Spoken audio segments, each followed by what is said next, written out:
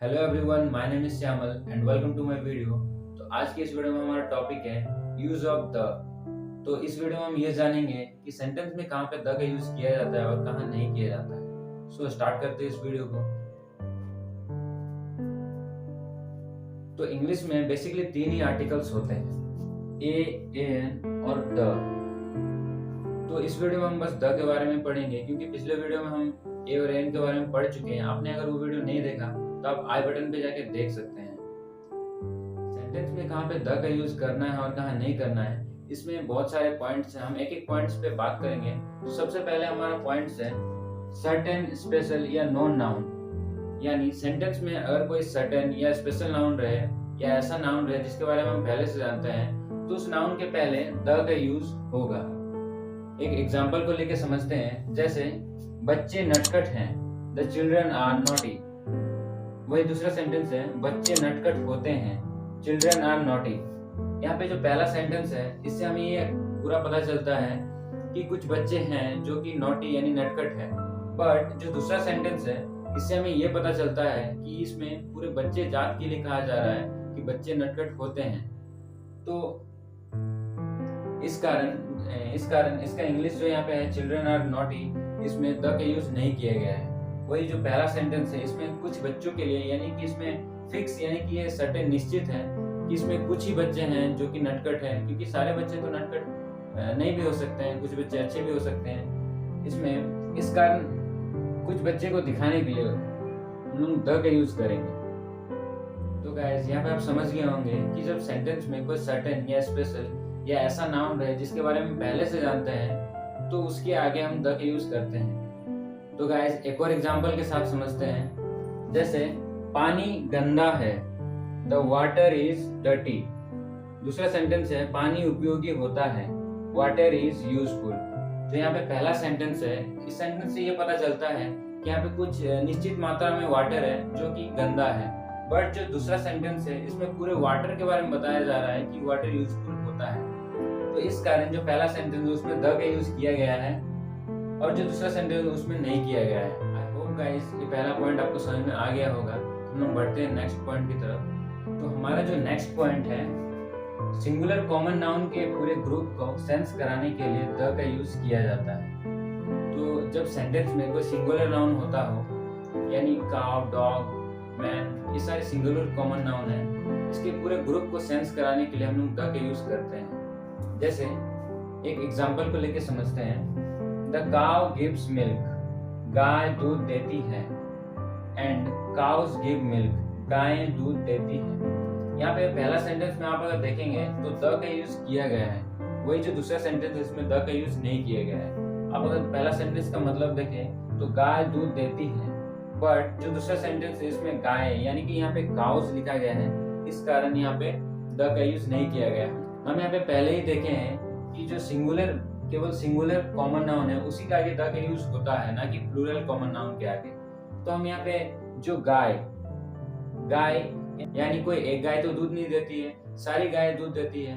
तो इस बात को सेंस कराने के लिए हम लोग द का यूज करते हैं। कुछ और एग्जांपल के साथ समझते हैं। जैसे cow is an animal, the horse is useful, the cat eats meat, the tiger eats meat. इसमें horses are useful, lions are brave, cats eat meat. Guys अगर आप देखेंगे तो यहाँ पे जो पहले ग्रुप में जितने भी सेंटेंस है उसमें द का यूज किया गया है। और द का यूज इसलिए किया गया है क्योंकि यहाँ पे जितने भी सेंटेंस है, इसमें जो नाउन है वो सिंगुलर कॉमन नाउन है। और सिंगुलर कॉमन नाउन उसके पूरे जाति को सेंस कराने के लिए यहाँ पे द का यूज किया गया है। और वहीं जो दूसरा ग्रुप में जितने भी सेंटेंस है, यहाँ पे पहले से प्लूरल लगा हुआ है, जिस कारण यहाँ पे द का यूज नहीं किया गया है। तो आई होप गाइस आपको दूसरा पॉइंट भी समझ में आ गया है। तो हम लोग बढ़ते हैं तीसरे पॉइंट की तरफ। तो गाइस यहाँ पे तीसरा पॉइंट है हमारा रिवर, सी, ओशियन, हिल्स, आइसलैंड या डिजर्ट। तो अगर सेंटेंस में ये सारी चीज अगर पहले होंगे तो उसके आगे द का यूज हम करेंगे। तो गाइस इसके और भी एग्जांपल्स हो सकते हैं, अगर आप जानते हैं तो कमेंट बॉक्स में लिख दीजिए। आई होप गाइस ये पॉइंट भी आपको समझ में आ गया होगा। तो बढ़ते हैं हमारे नेक्स्ट पॉइंट की तरफ। तो गाइस हमारा नेक्स्ट पॉइंट है, अगर सेंटेंस में न्यूज़पेपर, ग्रेट बुक, या कोई इंस्ट्रूमेंट या कोई हिस्टोरिकल प्लेस या कोई मॉन्यूमेंट रहे तो उसके आगे द का यूज होगा। जैसे एग्जाम्पल को लेकर समझते हैं, the Ramayana, the Bible, the Quran, ये सब कुछ ग्रेट बुक्स हैं, उसके आगे द का यूज करते हैं। फिर the times of India, the Hindustan times, ये सब कुछ न्यूज़पेपर है जिसके आगे द का यूज किया गया है। और फिर द तबला, द हारमोनियम, ये सारे कुछ इंस्ट्रूमेंट है, म्यूजिकल इंस्ट्रूमेंट, जिसके आगे द का यूज किया गया है। The Taj Mahal, the red fort, ये सारे कुछ हिस्टोरिकल प्लेस हैं जिसके आगे द का यूज किया गया है, एंड एटसेट्रा। तो ऐसे बहुत सारी चीजें हो सकती है इसके एग्जांपल्स। इसके एग्जांपल्स भी आप अगर जानते हैं तो कमेंट बॉक्स में लिख सकते हैं। तो आई होप गाइस ये पॉइंट भी आपको समझ में आ गया होगा। तो बढ़ते हैं हमारे नेक्स्ट पॉइंट की तरफ। तो अगला पॉइंट है हमारा सिंगल इन द वर्ल्ड, यानी सेंटेंस में अगर कोई ऐसा चीज रहे जो केवल दुनिया में एक ही है तो उसके आगे हम द का यूज करते हैं। जैसे the earth, the moon, the sun, the east, the south, and etcetera. तो ये सारी चीज अगर आप देखेंगे तो दुनिया में केवल एक ही है, इसके अलावा और एक भी नहीं है, जिस कारण इसके आगे द का यूज किया जाता है। तो आई होप गाइस ये पॉइंट भी आपको समझ में आ गया होगा। तो बढ़ते हैं हम लोग नेक्स्ट पॉइंट की तरफ। तो गाइस अगला पॉइंट है हमारा, जब सेंटेंस में सुपरलेटिव डिग्री, यानी सुपरलेटिव डिग्री का मतलब होता है जैसे गुड, बेटर, बेस्ट, बिग, बिगर, बिगेस्ट। तो जो लास्ट वाला फॉर्म होता है उसको सुपरलेटिव फॉर्म कहते हैं। जैसे गुड से बेस्ट हो गया, जैसे बिग से बिगेस्ट हो गया। तो वो सारी चीजों में जब सेंटेंस जब सुपरलेटिव फॉर्म सेंटेंस में होता है तब हम लोग द का यूज करते हैं। एग्जांपल जैसे कि the best boy, the biggest elephant, the tallest man, the shortest road, the most beautiful girl, and etcetera. तो गाइज इसके भी एक दो एग्जांपल आप कमेंट बॉक्स में जरूर लिख दें ताकि पता चले कि आप कितना सीखे हैं। तो आई होप गाइज ये पॉइंट भी आपको समझ में आ गया होगा। तो बढ़ते हैं हमारे नेक्स्ट पॉइंट की तरफ।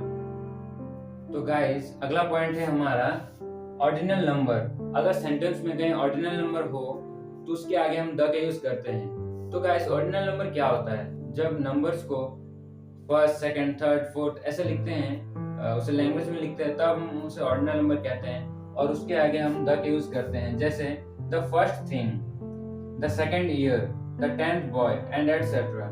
ऐसे जितने भी हैं सबके आगे हम लोग द का यूज लगाएंगे और द का यूज करके ही सेंटेंस को बनाएंगे। तो आई होप गाइस ये 7वां नंबर पॉइंट भी आपको समझ में आ गया होगा। तो इतने ही पॉइंट थे जिनको समझना था और इससे हम पता कर सकते हैं कि कहाँ द का यूज करना है और कहाँ द का यूज नहीं करना है। अब कुछ सेंटेंस में ऐसे वर्ड भी होते हैं जिनके आगे कोई भी आर्टिकल्स नहीं लगता है, तो अब हम उसे देखेंगे कि वो कौन कौन से सेंटेंस है, कौन कौन से नाउन है जिसके आगे कोई भी आर्टिकल नहीं लगता है।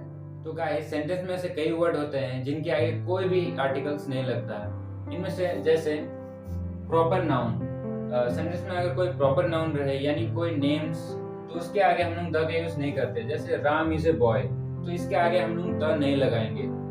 ठीक वैसे ही अनकाउंटेबल नाउन, ऐसा नाउन जिसे हम गिन ना सके, जैसे कि gold, gold is a costly, तो हम गोल्ड को नहीं गिन सकते हैं। इसके और भी हो सकता है एग्जांपल, जैसे वाटर, हम वाटर को तो काउंट नहीं कर सकते, इस कारण इसके आगे हम लोग द का यूज नहीं करेंगे। नेक्स्ट हमारा है नेम ऑफ इलनेस, यानी कोई किसी बीमारी के नाम, उसके आगे भी हम द का यूज नहीं करते हैं। जैसे कोलेरा इज ए डिजीज, तो कोलेरा के आगे हम लोग द का यूज नहीं किए हैं। ठीक वैसे डेज नेम, मंथ नेम, तो इन सब के आगे हम लोग द का यूज नहीं करते हैं। जैसे it is Monday today, June has 30 days, तो इन सब के आगे द का यूज नहीं हुआ है। ठीक वैसे ही substance name, food, game, language और फेस्टिवल, इन सब के आगे द का यूज नहीं होता है। जैसे देखते हैं दाल भात इज आवर ट्रेडिशनल फूड, तो यहाँ पे दाल भात जो कि एक फूड का नाम है जो हमारा ट्रेडिशनल फूड है, तो इसके आगे भी द का यूज नहीं हुआ है। आई लाइक प्ले फुटबॉल, तो फुटबॉल जो कि एक गेम का नाम है, इसके आगे भी द का यूज नहीं हुआ है। ही नोज इंग्लिश, इंग्लिश जो कि एक लैंग्वेज है, आप जानते हैं इंग्लिश जो कि एक लैंग्वेज का नाम है, इसके आगे भी द का यूज नहीं हुआ है। और ठीक वैसे ही फेस्टिवल यानी कि होली जो कि फेस्टिवल का नाम है, इसके आगे भी द का यूज नहीं हुआ है। तो गाइस आई होप आपको ये समझ में आ गया होगा और आपको ये खास बहुत ही ध्यान रखना है कि इन सारे वर्ड के आगे कोई भी आर्टिकल्स का यूज नहीं होता है, तो इनको आपको जरूर याद रखना है। तो गाइस आई होप आपको ये वीडियो हेल्पफुल लगी होगी। हेल्पफुल लगी है तो एक लाइक जरूर कीजिएगा और अपने दोस्तों को भी शेयर कीजिएगा ताकि वो भी इस वीडियो से अपना हेल्प ले सके। और बाकी हमारे चैनल को सब्सक्राइब कर बेल आइकन को प्रेस कर दीजिएगा, सो दैट मैं अगला वीडियो जब भी अपलोड करूं आपको सबसे पहले उसका नोटिफिकेशन जा सके। So that keep watching and keep learning.